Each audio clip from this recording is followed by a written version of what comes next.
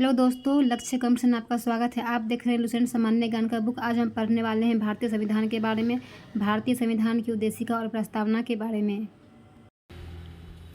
भारतीय संविधान की उद्देशिका अथवा प्रस्तावना। नेहरू द्वारा प्रस्तुत उद्देश्य संकल्प में जो आदर्श प्रस्तुत किया गया उन्हें ही संविधान की उद्देशिका में शामिल कर लिया गया।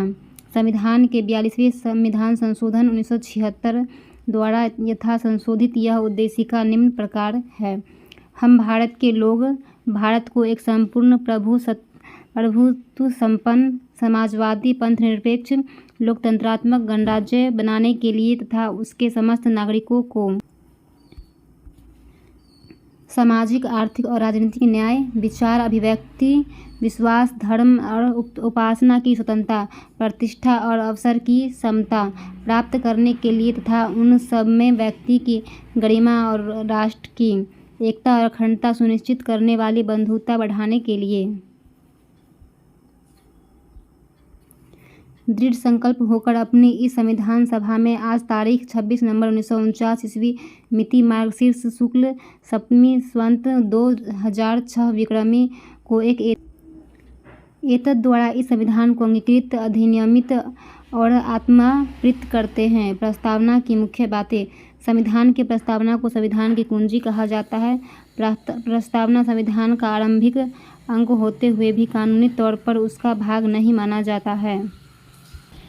प्रस्तावना के अनुसार संविधान के अधीन समस्त शक्तियों का केंद्र बिंदु अथवा स्रोत भारत के लोग ही हैं। प्रस्तावना में लिखित शब्द यथा हम भारत के लोग इस संविधान को अंगीकृत, अधिनियमित और आत्मार्पित करते हैं, भारतीय लोगों की सर्वोच्च संप्रभुता का उद्घोष करते हैं।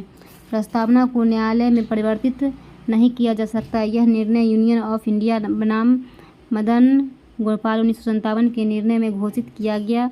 यानी यदि सरकार या कोई नागरिक प्रस्तावना की अवहेलना करता है तो उसकी रक्षा के लिए हम अदालत की सहायता नहीं ले सकते हैं।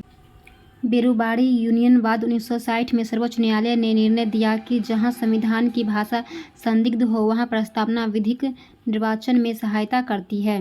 बेरुबाड़ीवाद में ही सर्वोच्च न्यायालय ने प्रस्तावना को संविधान का अंग नहीं माना, इसलिए विधायिका प्रस्तावना में संशोधन नहीं कर सकती। परंतु सर्वोच्च न्यायालय के केशवानंद भारती बनाम केरल राज्यवाद 1973 ईस्वी में कहा कि प्रस्तावना संविधान का अंग है, इसलिए विधायिका संसद उसमें संविधान कर सकती है। केशवानंद भारतीवाद में ही सर्वोच्च न्यायालय ने मूल ढांचा का सिद्धांत दिया और प्रस्तावना को संविधान का मूल ढांचा माना। संसद संविधान की मूल ढांचा में नकारात्मक संशोधन नहीं कर सकती है। स्पष्टतः संसद वैसा संशोधन कर सकती है जिससे मूल ढांचा का विस्तार व मजबूतीकरण होता है।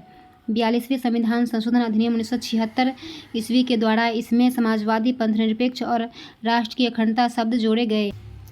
भारत के संविधान की प्रस्तावना में 3 प्रकार का न्याय, सामाजिक, आर्थिक एवं राजनीतिक, 5 प्रकार की स्वतंत्रता, विचार, अभिव्यक्ति, विश्वास, धर्म एवं उपासना एवं 2 प्रकार की समानता, प्रतिष्ठा एवं अवसर का उल्लेख किया गया है। भारत का संविधान विश्व का सबसे बड़ा लिखित एवं सर्वाधिक व्यापक संविधान है। यह अंशतः कठोर और अंशतः लचीला है। नोट: लिखित संविधान की अवधारणा फ्रांस की देन है। भारतीय राजनीतिक व्यवस्था में संविधान सर्वोच्च है। भारत का संविधान अपना प्राधिकार भारत की जनता से प्राप्त करता है। भारत सरकार अधिनियम 1935 वह संवैधानिक दस्तावेज है जिसका भारतीय संविधान तैयार करने में गहरा प्रभाव पड़ा। भारत के संविधान में संघीय शासन शब्द का प्रयोग कहीं भी नहीं किया गया है। संविधान में भारत को राज्यों का संघ घोषित किया गया है।